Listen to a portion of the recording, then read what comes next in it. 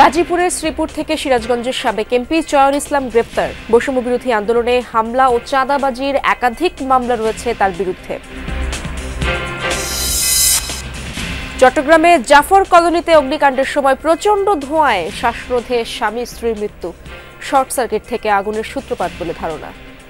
3 নম্বর ঘরের দরজাটা খুলছে, খোলার মধ্যে দুনিয়ার আগুন। আমার ড্যাডি আছে, আমার স্বর্ণ আছে, জিনিসপত্র সব শেষ। একটা ঘর ভিতর থেকে আটকা ছিল, পরে দরজা ভেঙে ভিতরে ঢুকে দেখা যায় বাথরুমের মধ্যে আমরা 5 জন ক্যাজুয়ালিটি পাই। স্বাস্থ্য খাত সংস্কারে জাতীয় নাগরিক কমিটির এক গুচ্ছ সুপারিশ। গুরুত্ব পাবে গুণগত চিকিৎসা ও স্বাস্থ্যকর্মীদের ন্যায্য পারিশ্রমিক। বাংলাদেশের মানুষ চিকিৎসা পাবে তার রোগ এবং প্রয়োজনীয়তার উপর ভিত্তি করে। কেউ মন্ত্রী, কেউ কৃষক, সেই জন্য তার চিকিৎসায় কোনো পার্থক্য হবে না। তারা একই ধরনের চিকিৎসা পাবেন রোগ এবং প্রয়োজনীয়তা অনুযায়ী। বিদ্যুতে অর্জিত হয়নি নবায়নযোগ্য জ্বালানি ব্যবহারের লক্ষ্যমাত্রা। ক্ষমতাচ্যুত সরকারের সদিচ্ছার অভাবকে দুষছেন বিশেষজ্ঞরা। ইম্পোর্ট ডিপেন্ডেন্ট পাওয়ার সাপ্লাইকে সবসময় প্রমোট করে এবং ফসিল ফুয়েল বেস, কারণ ওখান থেকে 2টা বা 3টা পর্যায়ে তারা কমিশন পায়। হিসাব বুঝে নেওয়ার যদি বিআরসিটি স্টেক হোল্ডারদের নিয়ে যদি এরকম তদারকি কমিটি থাকতো, মনিটরিং কমিটি থাকতো, তাহলে এই বিষয়গুলো যথাযথ হতো।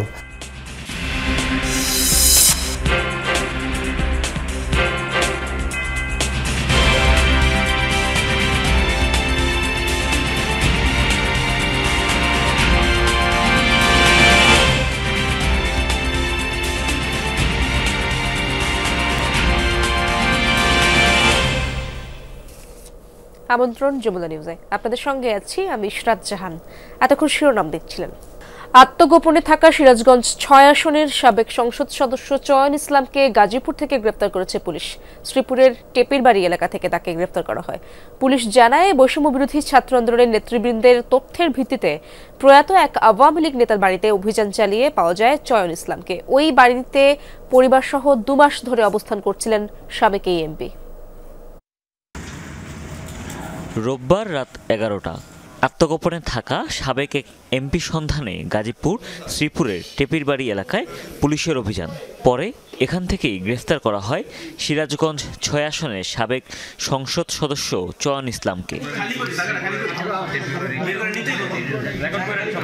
জানা যায়, বৈষম্য বিরোধী ছাত্র আন্দোলনের নেতৃবৃন্দের তথ্যের ভিত্তিতে প্রয়াত আওয়ামী লীগ নেতা মিলনের বাড়িতে অভিযান চালানো হয়।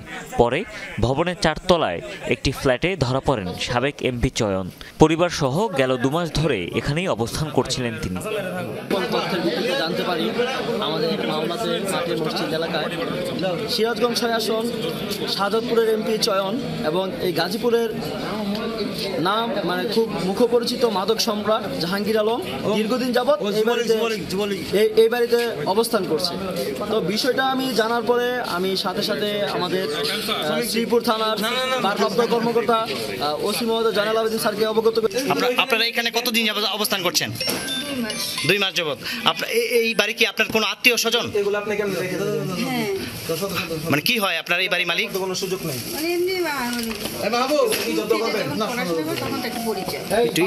পুলিশ জানায়, সাবেক এমপি চয়নকে নেওয়া হয়েছে শ্রীপুর থানায়। জিজ্ঞাসাবাদের জন্য তার দ্বিতীয় স্ত্রী জ্যোৎস্নাকেও থানায় নেওয়া হয়েছে। খতিয়ে দেখা হচ্ছে আশ্রয়দাতাদের বিষয়েও। 5 তলা ভবনের 4 তলায় আমরা সিরাজগঞ্জ 6 আসনের এমপি চয়নকে গ্রেপ্তার করি। সাথে তার ওয়াইফকে আমরা হেফাজতে নেই এবং একই বিল্ডিংয়ে 3 তলায় আওয়ামী লীগের যুবলীগের নেতা জাহাঙ্গীর গ্রেপ্তার সক্ষম হয়। বৈষম্য বিরোধী আন্দোলনে হামলা, চাঁদাবাজি সহ চয়ন ইসলামের বিরুদ্ধে সিরাজগঞ্জের বিভিন্ন থানায় একাধিক মামলা রয়েছে। হুমায়ুন রশিদ, যমুনা নিউজ। গাজীপুরে অপারেশন ডেভিল হান্টে জেলার 5 থানা থেকে 32 জনকে আটক করা হয়েছে। তারা সবাই আওয়ামী লীগের রাজনীতির সাথে জড়িত বলে জানিয়েছে পুলিশ। সে বিষয়ে আরো জানবো আমার সহকর্মী হোসাইন আলী বাবুর কাছ থেকে। হোসাইন আলী, আটককৃতদের কোথায় নেওয়া হয়েছে এবং আদালতে কখন হাজির করা হবে? এরশাদ, গতকাল রাতে ডেভিল হান্ট যে অপারেশন, সেই অপারেশনে সাবেক এমপি সহ গাজীপুরের 5টি থানা থেকে 32 জনকে কিন্তু গ্রেপ্তার করা হয়েছে। সবাই কিন্তু আসলে আওয়ামী লীগের নেতাকর্মী। এখন কিন্তু আমি রয়েছি শ্রীপুর থানায়। এখানে কিন্তু আসলে যে সিরাজগঞ্জের সাবেক এমপি 6 আসনের এমপি চয়ন ইসলাম, ওনাকে এই থানায় কিন্তু আসলে রাখা হয়েছে। ওনার আসলে মামলা হওয়ার প্রস্তুতি চলছে। মামলা হওয়ার পরে ওনাকে 12টার পরে আসলে আদালতে প্রেরণ করবে বলে জানিয়েছেন আমাকে এখানকার যে স্থানীয় ওসি রয়েছেন, সেই ওসি। এছাড়াও কিন্তু আসলে প্রত্যেকটি থানায় যাদেরকে আওয়ামী লীগের যেসব নেতাকর্মীদেরকে গ্রেপ্তার করা হয়েছে, আমি তাদের সাথে কথা বলেছি। ওসিদের সাথে কথা বলে তারা যেটা বলছে, আসলে দুপুর 12টার পরে তাদের আসলে এই যে কুড়ে প্রেরণ করবে, প্রেরণ করার পর আসলে এই যে বিভিন্ন নাশকতায় বিভিন্ন বিস্ফোরক মামলায় তাদেরকে কোর্টে চালান করা হবে এবং তাদেরকে গ্রেপ্তার করা। আমরা যদি একটু এই থানার আসলে ওসির সাথে একটু কথা বলি, ওসি জয়নাল আবেদিন, উনি আমাদেরকে জানাবেন যে আসলে কখন নাগাদ ওনাদেরকে কোর্টে প্রেরণ করা হবে এবং কি কি মামলায় তাদেরকে পাঠানো হবে। চয়ন ইসলামকে কয়টি মামলা দেওয়া হবে এই থানায়? আসলে আপনারা জানছেন, আমরা গতকালকে আমরা সিরাজগঞ্জ 6 আসনের সাবেক এমপি চয়নকে আমরা গ্রেপ্তার করেছি। তো তার বিরুদ্ধে সিরাজগঞ্জ সাধারণ থানা 2টি মামলা আছে, নিয়মিত মামলা আছে, সীমিত মামলা আসামি। সেই মামলায় তাকে করা হবে, সাবমিট করা হবে। এছাড়া কি আপনার থানায় কোনো মামলা হবে নাকি তার বিরুদ্ধে? আমাদের থানায় এখন মামলা নেই, সিরাজগঞ্জের পার্টি আসবে, নিয়ে যাবে ইসরাত। শুনছিলেন আসলে এই থানায় কোনো মামলা নেই। এই থানায় মামলা না থাকার কারণে ওনাকে সিরাজগঞ্জ থানায় ওনার যে এলাকা, যে আসন, সেই আসনে ওনাকে এখান থেকে পাঠানো হবে। তারপর ওইখান থেকে তাকে কোর্টে প্রেরণ করা হবে। কোর্টে প্রেরণ করার পর এই যে মামলার যে কার্যক্রম, সেটা প্রক্রিয়াধীনভাবে চলবে। এছাড়াও কিন্তু আসলে এই যে ডেভিল হান্ট, সেটা কিন্তু অব্যাহত রয়েছে। গাজীপুরের বিভিন্ন এলাকায় পুলিশের যে কয়েকটি টিম এবং সেনাবাহিনী, যৌথ র্যাব সহ কিন্তু তারা অভিযান চালিয়ে। পরবর্তী খবর জানবো আপনার কাছ থেকে। চট্টগ্রামের কোতোয়ালিতে জাফর কলোনিতে অগ্নিকাণ্ডের সময় প্রচন্ড ধোঁয়ায় দম বন্ধ হয়ে প্রাণ হারিয়েছে স্বামী স্ত্রী। পরিবারের বাকি 3 সদস্য আহত অবস্থায় হাসপাতালে ভর্তি রয়েছেন। স্থানীয়রা জানান, ভোর 6:30টার দিকে বলুয়ার দিঘি জাফর সওদাগর কলোনির একটি টিন শেড ঘরে আগুন লাগে। খবর পেয়ে ফায়ার সার্ভিসের 4 ইউনিট ঘণ্টাখানেকের চেষ্টায় আগুন নিয়ন্ত্রণে আনে। ঘটনাস্থল থেকে 5টি পরিবারকে অক্ষত উদ্ধার করা হয়। পরে পাশের একটি ঘরের টয়লেট থেকে আহত অবস্থায় 5 জনের সন্ধান মেলে। উদ্ধার করে হাসপাতালে নিলে চিকিৎসক ইলিয়াস ও পারভিন দম্পতিকে মৃত ঘোষণা করেন। আহত বাকি 3 জন চট্টগ্রাম মেডিকেল কলেজ হাসপাতালে চিকিৎসাধীন রয়েছেন। নিহত ইলিয়াস ইলেকট্রনিক মিস্ত্রি ছিলেন। ফায়ার সার্ভিসের প্রাথমিক ধারণা, বৈদ্যুতিক শর্ট সার্কিট থেকেই আগুনের সূত্রপাত। টয়লেটের ভিতরে যাই ঢুকার পরে জ্ঞান হারাইছে। আগুন লাগিয়েছে, আগুন তো আর লাগে নাই গায়ে, হয়তো ভয়ে মরে গেছে, মানে শ্বাসকষ্টে মারা গেছে, শুধু এরকম আর কি। তথ্য নিচ্ছিলাম যে কেউ আটকা পড়ছে কিনা ঘরে, তখন কেউ বলতে পারতেছিল না, কিন্তু একটা ঘর ভিতর থেকে আটকা ছিল। পরে দরজা ভেঙে ভিতরে ঢুকে দেখা যায় বাথরুমের মধ্যে আমরা 5 জন ক্যাজুয়ালিটি পাই। মন্ত্রী থেকে সাধারণ জনগণ সকলের জন্যই থাকবে একই চিকিৎসা ব্যবস্থা। আধুনিক অ্যাম্বুলেন্স, প্রান্তিক জনগোষ্ঠীর গুণগত চিকিৎসা নিশ্চিত ও স্বাস্থ্যকর্মীদের ন্যায্য পারিশ্রমিকের প্রস্তাবনা জানিয়ে স্বাস্থ্য খাত সংস্কারের সুপারিশ করেছে জাতীয় নাগরিক কমিটি। সম্প্রতি কমিটির যুগ্ম আহ্বায়ক ডক্টর তাসনিম জারা বিষয়গুলো নিয়ে কথা বলেন যমুনা টেলিভিশনে। জানান, এই প্ল্যাটফর্ম থেকে তৈরি হচ্ছে নতুন রাজনৈতিক দল। সামাজিক যোগাযোগ মাধ্যমে স্বাস্থ্য সেবা সম্পর্কিত কন্টেন্ট তৈরি করে ভীষণ জনপ্রিয়তা পাওয়া তাসনিম কেন রাজনীতিতে আসলেন জানিয়েছেন সেটাও। আহমেদ রেজা জানাচ্ছেন বিস্তারিত। করোনা রোগীর অক্সিজেন কমে গেলে সে দ্রুত খারাপের দিকে যায়। করোনাকালীন ভ্যাকসিন নিয়ে সচেতনতায় একের পর এক কন্টেন্ট তৈরি করে সামাজিক যোগাযোগ মাধ্যমে হয়েছিলেন জনপ্রিয়। ঢেউয়ের সাইজ দেখে বুঝতে পারবেন গুলি লাগলে তাৎক্ষণিকভাবে কি করবেন সেটা জানাতে ভিডিওটা করছি। ছাত্র জনতার গণ অভ্যুত্থানেও দেশের বাইরে থেকে রেখেছেন সক্রিয় ভূমিকা। যেই জায়গাটাতে গুলি লেগেছে সেই ছিদ্রটা বন্ধ করতে হবে। বলছি ডাক্তার তাসনিম জারার কথা। যুক্তরাজ্যের কেমব্রিজ বিশ্ববিদ্যালয় হাসপাতালে ইন্টারনাল মেডিসিনে বিশেষজ্ঞ ডাক্তার হিসেবে কাজ করছেন, একই সাথে নেন ক্লাসও। তবে 5 আগস্টের পরিবর্তিত রাজনৈতিক প্রেক্ষাপটে এবার যুক্ত হয়েছেন রাজনীতিতে। কেন এই সিদ্ধান্ত? ডাক্তার হিসেবে আমি শুধুমাত্র আমার যে রোগীরা আছেন তাদের সেবাটা নিশ্চিত করতে পারবো, কিন্তু বাংলাদেশের সকল মানুষের সুস্বাস্থ্য চিকিৎসা সেবা নিশ্চিত করার জন্য রাজনৈতিক সদিচ্ছা প্রয়োজন। আমার স্বপ্ন হচ্ছে বাংলাদেশের মানুষ চিকিৎসা পাবে তার রোগ এবং প্রয়োজনীয়তার উপর ভিত্তি করে, কেউ মন্ত্রী কেউ কৃষক, সেই জন্য তার চিকিৎসায় কোনো পার্থক্য হবে না, তারা একই ধরনের চিকিৎসা পাবেন রোগ এবং প্রয়োজনীয়তা অনুযায়ী। সম্প্রতি স্বাস্থ্য খাত সংস্কারে তার নেতৃত্বে বেশ কয়েকটি সুপারিশ তুলে ধরে জাতীয় নাগরিক কমিটি। প্রস্তাবনার সুপারিশগুলো কেন গুরুত্বপূর্ণ জানাচ্ছিলেন তাও। অ্যাম্বুলেন্সে আমাদের এখন যেমন হয় যে একটা পরিবহনের মতো, একটা ট্রান্সপোর্টের মতো আমরা ব্যবহার করি বেশিরভাগ ক্ষেত্রে, কিন্তু রোগী হাসপাতালে আসার আগেই কিন্তু সেই যদি দক্ষ প্যারামেডিক থাকে তারা সেখানেই ইসিজি করে কিছু লাইফ সেভিং ওষুধ চিকিৎসা সেখান থেকে শুরু করা সম্ভব। কালক্ষেপণের কারণে যাতে ডিসেবিলিটি মর্টালিটি না বাড়ে সেজন্য আমরা একটা বিস্তারিত প্রপোজাল দিয়েছি। তারপরে আমরা আরেকটা জিনিসের উপর খুব গুরুত্ব দিয়েছি যে টেকনোলজি ব্যবহারের মাধ্যমে আমরা স্বাস্থ্য ব্যবস্থাটাকে কিভাবে কোঅর্ডিনেটেড করতে পারি। বাংলাদেশের প্রত্যেকটা মানুষের জন্য একটা ইলেকট্রনিক হেলথ রেকর্ড থাকবে, সেখানে তার জন্ম থেকে এখন পর্যন্ত যা যা তার শারীরিক সমস্যা হয়েছে, যা চিকিৎসা হয়েছে, যা টেস্ট হয়েছে সব কিছু এক জায়গায় থাকবে। আরেকটা জিনিস আমরা খুব গুরুত্ব দিয়েছি, যারা স্বাস্থ্যসেবা প্রদান করেন তাদের অধিকারটাও আমাদের নিশ্চিত করতে হবে। ডাক্তার তাসনিম জানালেন, নতুন রাজনৈতিক দল করা হচ্ছে জাতীয় নাগরিক কমিটি থেকে, যেখানে দেশের সাধারণ মানুষের চাহিদার মূল্যায়ন করা হবে। ইতিমধ্যে দলের নাম ও মার্কা নির্ধারণে সামাজিক যোগাযোগ মাধ্যম সহ বেশ কিছু উপায়ে নেওয়া হচ্ছে জনতার মতামত। সবাই একটা পরিবর্তন চাচ্ছে নতুন একটা রাজনৈতিক দল আসুক, এবং এই নতুন রাজনৈতিক দলটার গঠনের প্রক্রিয়াটাও আমরা জনগণের সাথে সম্পৃক্ত থেকে করতে যাচ্ছি। আমরা তাদের কাছ থেকেই শুনতে চাচ্ছি যে কী ধরনের দল তারা চান। এই এক্সারসাইজগুলো আমরা করছি। আমরা সপ্তাহব্যাপী একটা কর্মসূচি নিয়েছি যেখানে আমরা প্রান্তিক পর্যায়ে বিভিন্ন স্তরের মানুষের কাছ থেকে আমরা এই কথাগুলো শুনতে চাই, এবং দল গঠনের একদম প্রাথমিক পর্যায়েই আমরা এই লিসনিং এক্সারসাইজটা করতে চাই যাতে দলটা জনগণের হয়। ডাক্তার তাসনিম বিশ্বাস করেন, আগামীর বাংলাদেশ তরুণদের হাত ধরেই এগিয়ে যাবে। তবে সেই এগিয়ে যাওয়ার সমর্থন থাকতে হবে সব প্রজন্মের মানুষের। সবাই যাতে স্বপ্ন দেখতে পারেন আমরা বাংলাদেশের প্রধানমন্ত্রী হতে পারি, বাংলাদেশের নেতৃস্থানীয় পর্যায়ে যেতে পারি, এই পরিবর্তনটাই আমরা চাই। আহমেদ রেজা, যমুনা নিউজ, ঢাকা। আগামী 12ই ফেব্রুয়ারি থেকে সারা দেশে সমাবেশের পূর্ণাঙ্গ কর্মসূচি ঘোষণা করেছে বিএনপি। 12ই ফেব্রুয়ারি থেকে 24 ফেব্রুয়ারির মধ্যে 8 দিনে হবে এই কর্মসূচি। নিত্য প্রয়োজনীয় দ্রব্যমূল্যের ঊর্ধ্বগতি সহনীয় পর্যায়ে রাখা, আইন শৃঙ্খলা পরিস্থিতির উন্নতি, দ্রুত নির্বাচনের রোডম্যাপ ঘোষণা এবং পতিত ফ্যাসিবাদের নানা ষড়যন্ত্র মোকাবেলার দাবিতে দেশের 64 জেলায় এই কর্মসূচি ঘোষণা করেছে বিএনপি।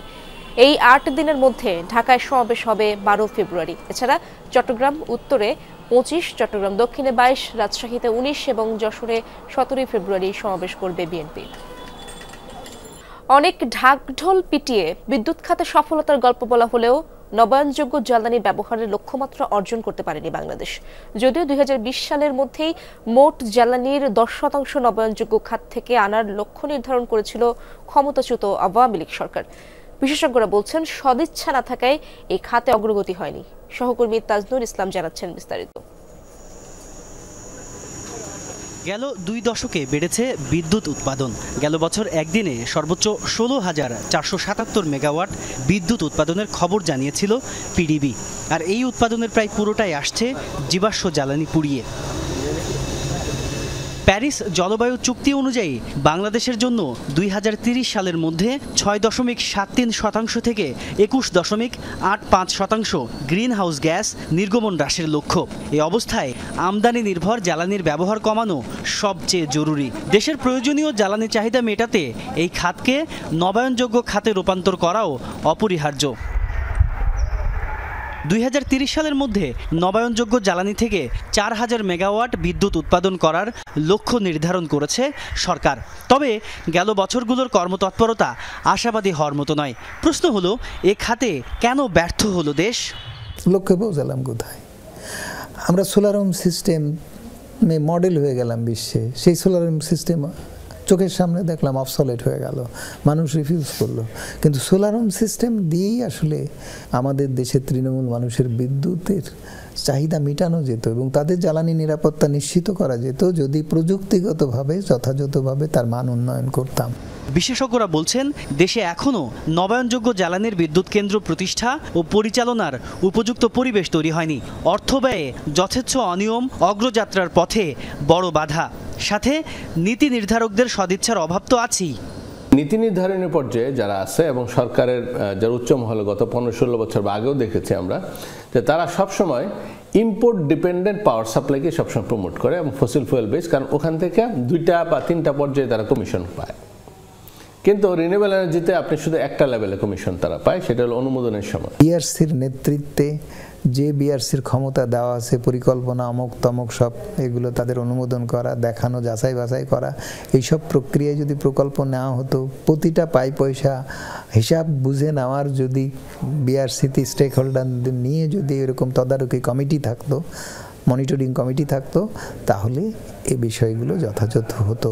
অর্থাৎ মানুষের অংশগ্রহণ দরকার, মানুষের ক্ষমতায়ন দরকার। দেশীয় অর্থের উপর নির্ভর না করে বিদেশি বিনিয়োগ আনার উপর জোর দিচ্ছেন বিশেষজ্ঞরা। সরকার যদি 2041-এ যদি বা 40-এ যদি 40% করতে চায়, এভারেজে প্রতি বছর প্রায় 1 থেকে 1.6 বিলিয়ন ডলার লাগবে। হয় ইন্টারনাল ব্যাংকগুলি থেকে পাবে, অথবা সরকার নিজে বিনিয়োগ করবে, অথবা বিদেশি বিনিয়োগ আসবে। তো তিনটার একটা রিনিউয়েবল এনার্জি একটা ফাইন্যান্স রোডম্যাপ থাকা উচিত ছিল, স্ট্র্যাটেজি থাকা উচিত ছিল। অর্জনের সীমাবদ্ধতা নিয়ে সরল স্বীকারোক্তি ইটকলের। বাংলাদেশের সোলার রুফটপের সূচনা হয় আসলে হাউস হোল্ড দিয়ে, রেসিডেন্সিয়াল। আমার মনে হয় সেটার কিছুটা ব্যর্থতা, এই রিনিউয়েবল এনার্জির যে গতি বাংলাদেশে হওয়ার কথা ছিল সেটাকে একটা অবস্টাকেল হিসাবে কাজ করে। সামহাও বাংলাদেশে এই ট্রাস্ট বা কনফিডেন্সটা নষ্ট হয়ে যায় এই পার্টিকুলার প্রজেক্টের ফেলিয়ারের কারণে। সংশ্লিষ্টরা বলছেন বাংলাদেশের উচিত এই সুযোগ কাজে লাগিয়ে টেকসই শক্তির অমিত সম্ভাবনার দ্বার উন্মোচন করা। তাজনুর ইসলাম, যমুনা নিউজ, ঢাকা। নাটোরের লালপুরে ক্ষতবিক্ষত পদ্মার চর। বছরের পর বছর অবৈধভাবে বালু ও মাটি উত্তোলন করেছে প্রভাবশালীরা। এতে নদীতে বিলীন অনেক জমি, ক্ষতিগ্রস্ত চাষিরাও। সেনাবাহিনী ও প্রশাসনের অভিযানের পর স্বস্তি ফিরেছে জনমনে। চরাঞ্চল ঘুরে এসে বিস্তারিত জানাচ্ছেন নাজমুল হাসান। লালপুরে পদ্মার বুকে জেগে ওঠা চর, যতদূর চোখ যায় শুধুই ধুধু বালু। এসব চরের কোথাও জমি কেটে বানানো রাস্তা, কোথাও বা নির্বিচারে উত্তোলন করা হয়েছে মাটি, সাথে ড্রেজার বসেও অবৈধভাবে বালু তুলেছে প্রভাবশালীরা। বিলমারিয়া, চরজাজিরা, গৌরীপুর, লক্ষ্মীপুর, দক্ষিণ লালপুর সহ আরও কয়েকটি স্থানে দীর্ঘদিন ধরেই ছিল এমন চিত্র। খনন যন্ত্রে ক্ষতবিক্ষত অনেক জমি, বালু আর মাটির স্তূপ কিছুদূর পরপর। অনেক লোকজন আসতো, পিস্তল বের করতো, আমাদের তাড়তো, আমার এলাকার ছেলেপেলে তাড়তো, মানে পুরা রাহাজানি করে এগুলি সব করছে। বাধা সৃষ্টি করেছে, বলেছে তোর জমি কিসের, আমরা মাটি কাটবো, তোরা যা পারিস তাই করে। বলিছে যদি বলিছে জমি এলা আমরা কাটতে দেবো না, ধরি মারিছে। আবার জমি ছিল তো, কোনটা? এই সবই। এখন কি হয়েছে? এখন নদী। অপরিকল্পিতভাবে বালু ও মাটি উত্তোলনের কারণে হাজারো হেক্টর জমি নদীগর্ভে বিলীন হয়েছে। ক্ষতিগ্রস্ত অনেক কৃষক। সম্প্রতি সেনাবাহিনীর অভিযানের পর বদলেছে দৃশ্য, স্বস্তি ফিরেছে জনমনে। আমাদের জমিতে আমরা আগে আসতে পারি নাই, তবে এখন সেনাবাহিনী থাকার পরে আমরা এখন জমিতে আসতে পারছি, চাষবাস করতে পারছি, আবাদও করতে পারছি। চলাফেরা খুব সুবিধা হয়েছে, এখন নিশ্চিন্ত, এখন রাত 10টা নাই 11টা নাই, সব সময় এখন আর কোনো ঝামেলা নাই। ভরাট বালু তোলা বন্ধ হয়ে গেছে, আমরা চাচ্ছি এই ভরাট বালু যেন না উঠে। নাটোরের জেলা প্রশাসক জানালেন, অবৈধভাবে বালু উত্তোলন বন্ধে টহল জোরদার করা হয়েছে, জড়িতদের ধরতেও চলছে অভিযান। জনগণ চাষাবাদ করতে পারছে, নির্বিঘ্নে চলাচল করতে পারছে। এই অবৈধ বালু তোলা বা মাটি কাটার বিরুদ্ধে প্রশাসন সবসময় সোচ্চার আছে। লালপুরে পদ্মার গহীনে অনুমোদনকৃত বালুমহল রয়েছে একটি, বাকি জায়গাগুলোতে অবৈধভাবে দিনের পর দিন বালু তুলেছে প্রভাবশালীরা। নাজমুল হাসান, যমুনা নিউজ, নাটোর। সন্ত্রাস বিরোধী অভিযানের নামে ইসরায়েলি বাহিনীর ধরপাকড় হামলা অব্যাহত। পশ্চিম তীরেও এক গর্ভবতী নারী সহ মৃত্যু হয়েছে কমপক্ষে 3 ফিলিস্তিনির। রোববার দখলকৃত পশ্চিম তীরের নূর শামস শরণার্থী শিবিরে হামলা চালায় আইডিএফ সেনারা। নিহত গর্ভবতী নারী 8 মাসের অন্তঃসত্ত্বা ছিলেন। আরও কয়েকটি আশ্রয় শিবিরেও হানা দিয়েছে তেল আবিব। জেনিন ও তুলকারেমেও হয়েছে হামলা। আইডিএফের অভিযানের আতঙ্কে এদিকে সেদিকে পালিয়ে যাচ্ছেন অনেক ফিলিস্তিনি। হামাসের সাথে যুদ্ধবিরতির পর গাজায় হামলা বন্ধ হলেও পশ্চিম তীরে আগ্রাসন বাড়িয়েছে ইসরায়েল। বন্দি বিনিময়ের আওতায় মুক্তি পাওয়া অনেক ফিলিস্তিনির বাড়িঘরেও চালিয়েছে তাণ্ডব।